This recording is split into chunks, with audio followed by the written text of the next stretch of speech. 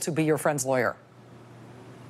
And I don't know whether or not you feel friendly toward Jared Kushner, but that is the situation he's in right now, both in terms of who his lawyer is and how much trouble it looks like he might be in. It appears that his sort of lawyering firepower is matching his legal liability.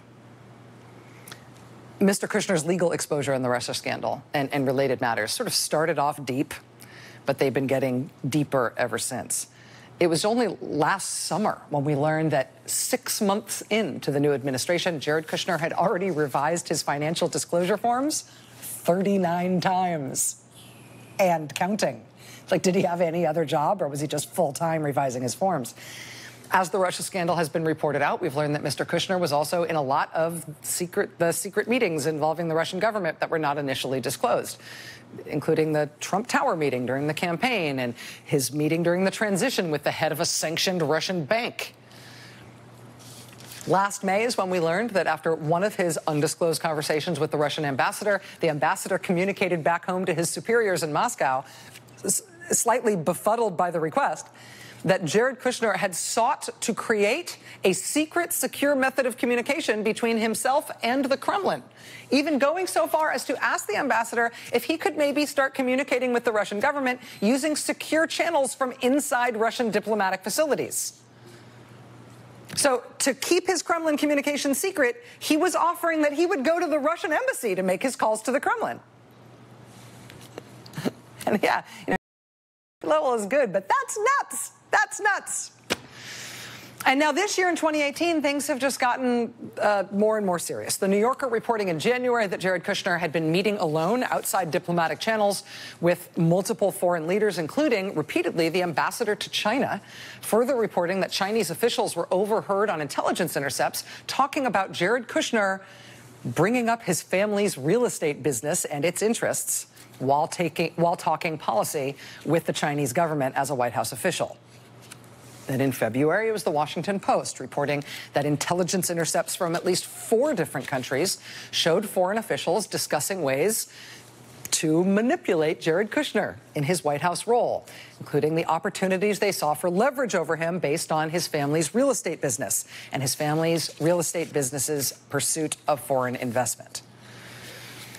That was a sort of landmark piece of reporting about Jared Kushner, not just because of what we learned about how Kushner's been comporting himself as a White House official. That also ended up being a really important report in the Washington Post, because that's where we learned that Kushner's difficulties getting a security clearance were coming from inside the house. They weren't just because the FBI or the Justice Department turned up something they were uncomfortable with having to do with Jared Kushner.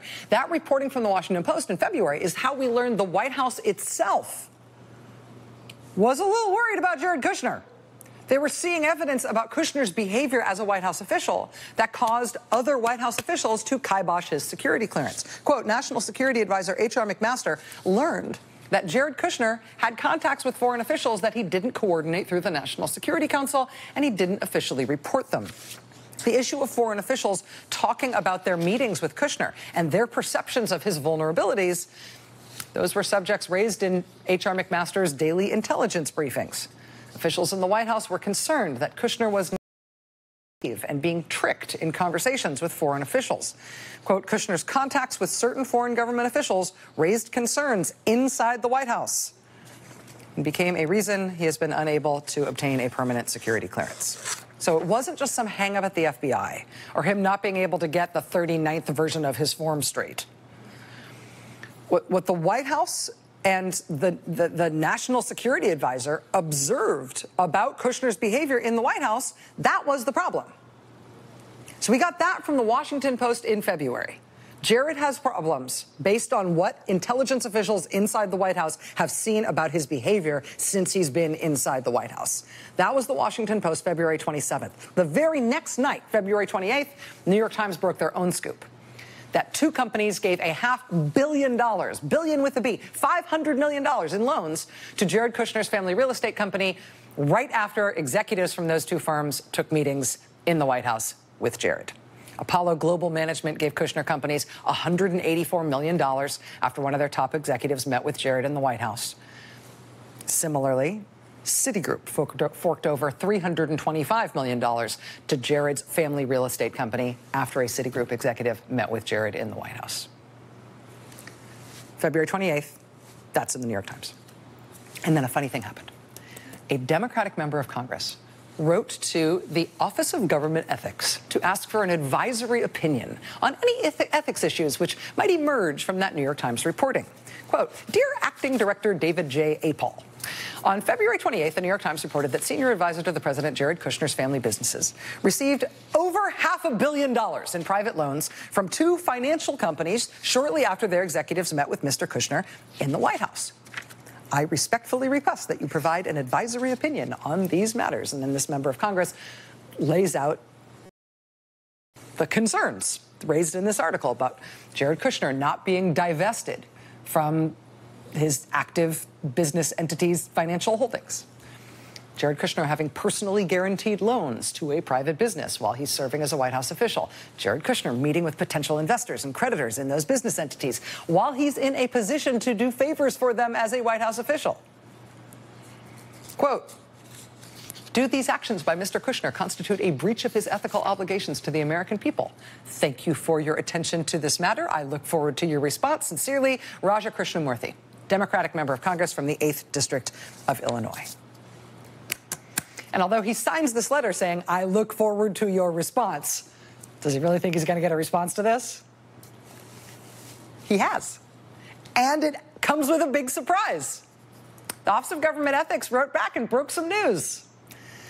Office of Government Ethics wrote back, laying out the serious ethical and potentially criminal matters that could be at stake with Jared Kushner's behavior as pertains to these gigantic loans his family's company got from people he met with as a White House official. But according to the Office of Government Ethics, this matter of Jared Kushner's liabilities on this issue, it's already under investigation inside the White House. Quote, "I have discussed this matter with the White House counsel's office in order to ensure that they have begun the process of ascertaining the facts necessary to determine whether any law or regulation has been violated. During that discussion, the White House informed me they have already begun this process." Oh, really? So it was weird at the outset that the president hired his son-in-law to be a White House senior advisor. But now we know that since he's been in that role, other White House officials, not the president, have stripped Jared Kushner of his security clearance, actively got him under investigation for $500 million that found its way to his family real estate company after Kushner took White House meetings with executives in a position to direct those funds. How sustainable is this? I mean, it has been weird in an ongoing way that the president's son-in-law has way better lawyers in the